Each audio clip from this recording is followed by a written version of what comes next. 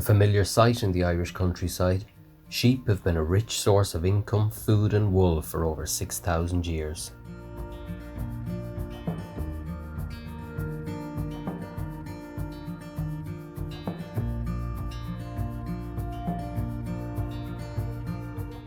Ancient sheep shed their woolen coats naturally each year.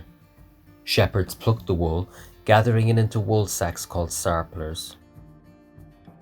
Today, a sheep's woolen coat or fleece is cut using a shears.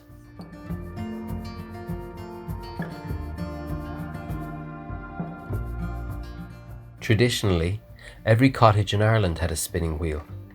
Spun by women, wool was coloured using natural dyes before being knit into woolen jumpers.